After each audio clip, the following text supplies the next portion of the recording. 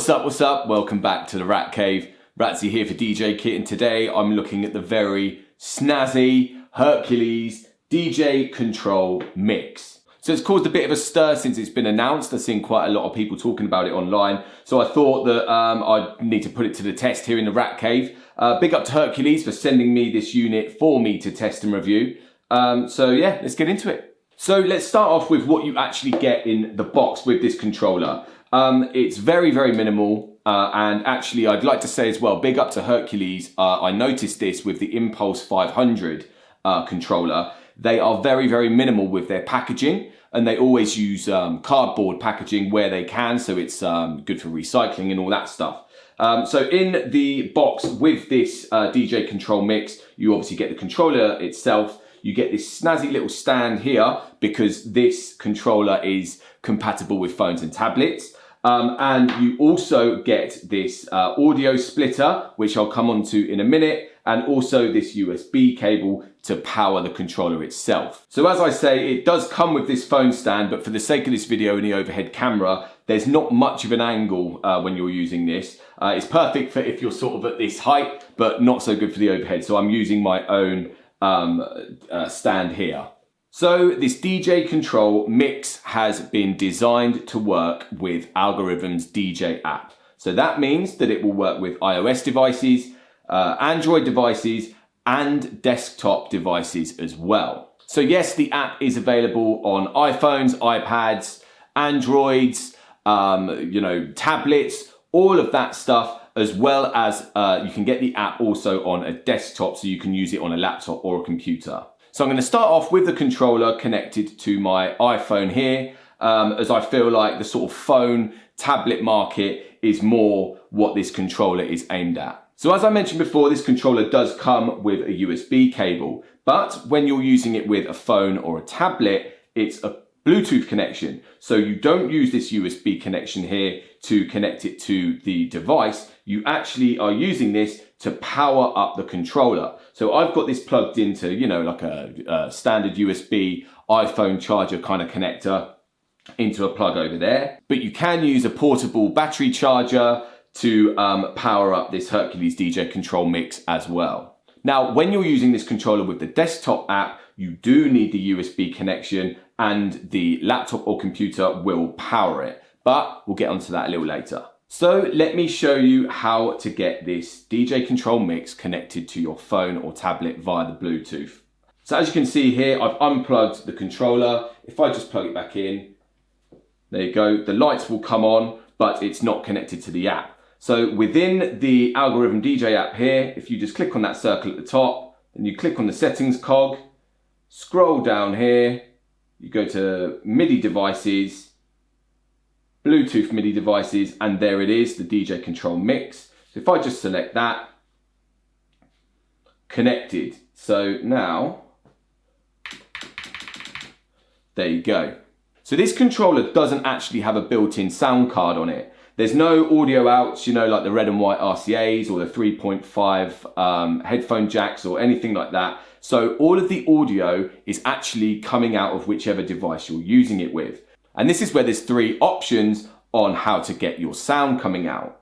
So option number one is to use the built-in speakers on the device that you're using it with. So here on my iPhone, as you can see, coming out my iPhone speakers, great for sort of no hassle, or if you don't have any sort of speakers or whatever, but not the loudest. The second option that you've got is you can Bluetooth the audio from your device into a wireless speaker. And that will be through your phone settings, not the Algoriddim app settings. Now, to be honest, I've never really been a fan of using a Bluetooth connection to a wireless speaker because of latency. And, it's tough to sort of DJ without any headphones and stuff like that because you've only got one audio output going to the speaker. But I have to say, on this DJControl mix, there was very little delay when it came from the device to the wireless speaker system. Now, the third and final option, which is the option which I would always recommend to use when you can, is using this audio splitter cable.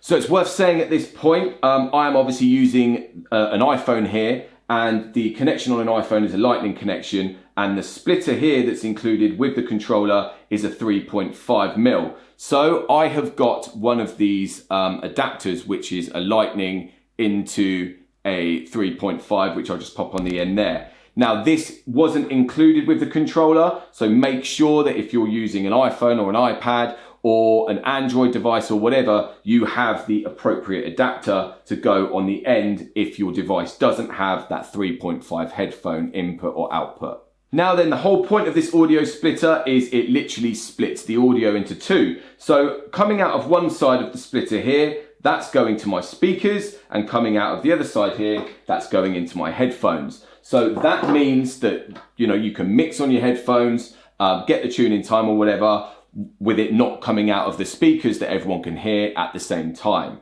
So anyway, let's get this connected now. So I've got it into the end of my adapter, I plug it into my phone. Then if I go back into the audio settings here, I've got my master volume, but I've got split output on, which is the most important thing. If that's not on, then this won't work. So make sure that that is connected. And then, yeah, basically what you've got here is on the controller, you've got two separate knobs. You've got one for your headphones, which controls the volume, what's coming out of there, and then the master volume over here. So we've got the controller connected to the iPhone via Bluetooth. We've got it connected to the speakers with the splitter cable. Now let's load up some music. So the Algoriddim DJay app supports the streaming services Tidal, SoundCloud, Beatport and BeatSource if you don't have any physical music files on your device. Although of course these streaming platforms do require monthly subscriptions. But there's also Algoriddim's very own featured library, which has a load of tunes sort of readily built into the app for you to mix on that don't require any subscription. So let's load one of them by hitting that. As you can see, I'm already in there. So let's go to Tech House and we'll go here. There you go. Now I've mentioned about the headphone and master knobs, but let's take a little look at what else is around this controller. So you've got two touch sensitive jog wheels. Touch sensitive meaning that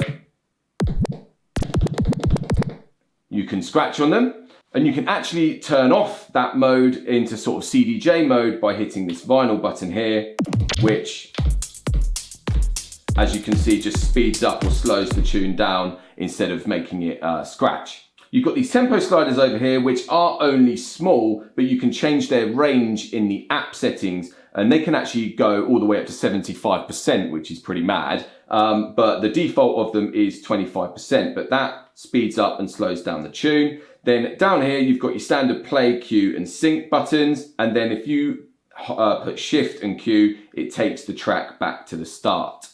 Now onto the crossfader here, again, pretty small, but you can change the crossfader curve settings within the app. So you can have it tighter if you do want to scratch, or sort of more of a fade if you prefer to blend your mixes together like that. So up from the crossfader, you've got these two knobs here, which are filter or bass. So at the moment,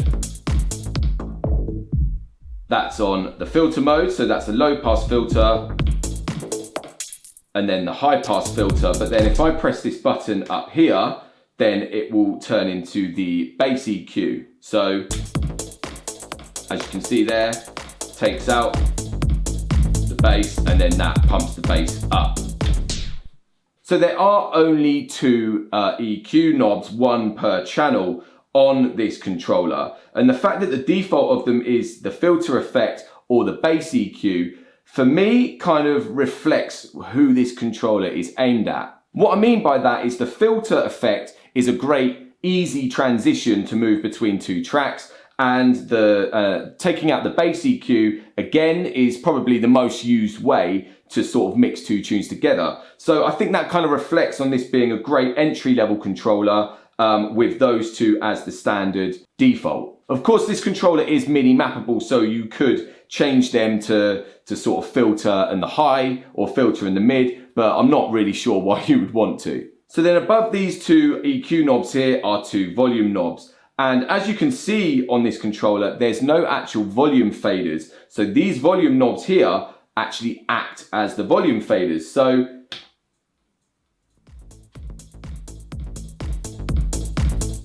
So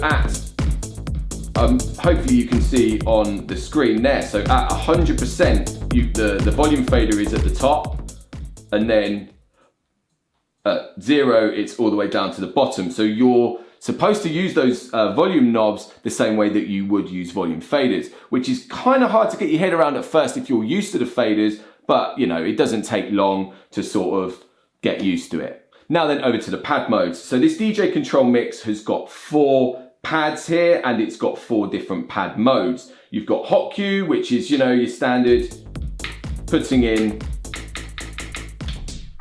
cues throughout the tune where you want to trigger the tune to start from. And then if you actually hit shift, you can delete them.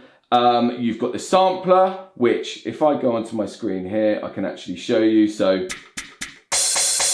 drum hat, cymbal, drum kick, drum snare. And then what is nice actually is over here, there it is, what's a sample about an air horn.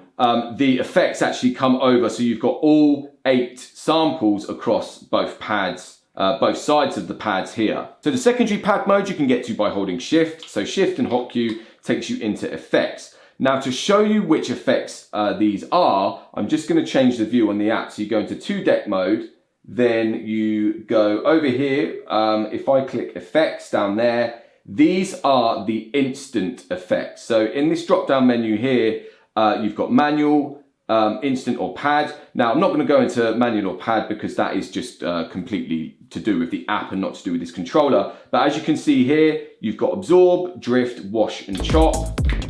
So that's absorb, drift, wash and chop. So if you don't like those effects, you can actually edit them by pressing this pencil button up there. So if I want to change the absorb to, I don't know, sway, then now, if I just unclick that pencil,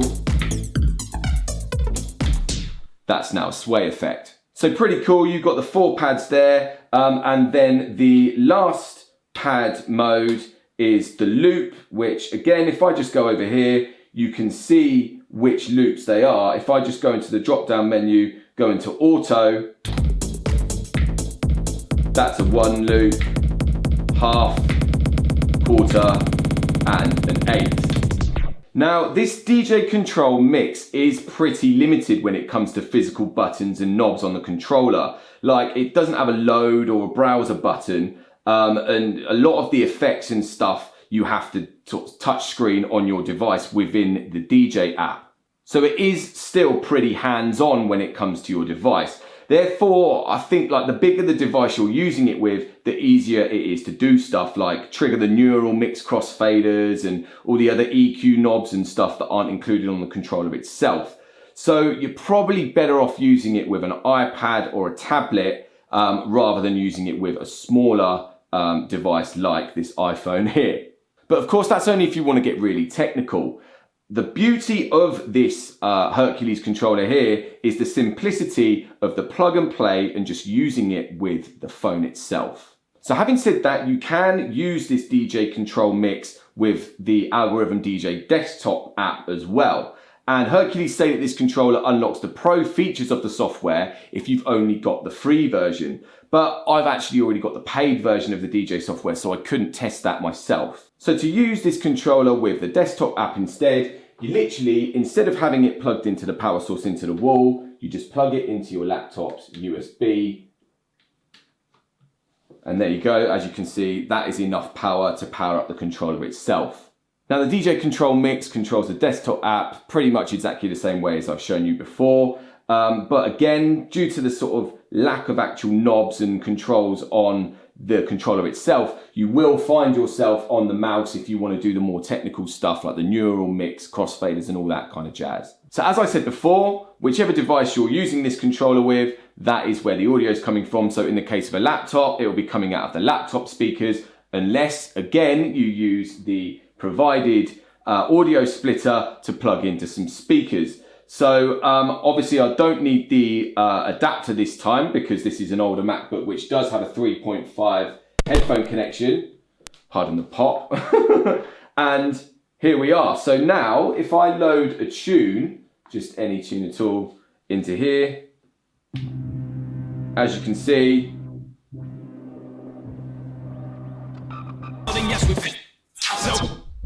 There you go. It is as simple as that to get this DJ Control mix going with the Algoriddim desktop app. Worth to say as well though, when you are using the splitter, just make sure that you have it selected in the settings here.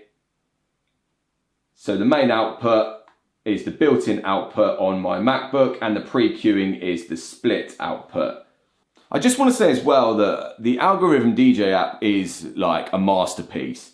It's so far ahead when it comes to the sort of technology of like the neural mix and stuff like that, and it's really easy to work around. So I do really rate it as a software. You can do some really fun stuff on it, but as well you can do some really technical, creative stuff on it as well. And the fact that you can get it on a phone means that, you know, it can just always be in your pocket, especially great to use on such a pocket-sized controller such as this Hercules DJControl mix. So to conclude, I think that this DJControl mix is a fantastic entry-level DJ controller. The price point and simplicity of the layout of it and stuff makes it perfect for like kids, or even someone who wants to dip their toe into DJing but, you know, doesn't want to sort of be thrown in too far at the deep end. This is perfect. Particularly as even though it does work with a laptop, it can also work with a phone or a tablet, which is more likely something that a younger child would have rather than a sort of top of the range DJ laptop. So having said that, this controller is actually a great backup controller. It's so portable, and as long as you've got the DJ app on your phone, which, you know, 9 times out of 10 is always going to be in your pocket when you're at gigs, this is a wicked device to have as a backup in your backpack, just in case, God forbid, your main controller dies or your laptop dies. And this is actually something that I've started doing because I have the app on my phone. My phone's always in my pocket, and I always have a controller as a backup just in case. So anyway, gang, I'm going to leave it there. Drop your opinions on the controller in the comments, and of course, always share it to someone who you think might be interested, who might have their eye on a controller like this. As always, make sure that you like the video and subscribe to the DJKit YouTube channel. And until next time, you take care out there. Peace.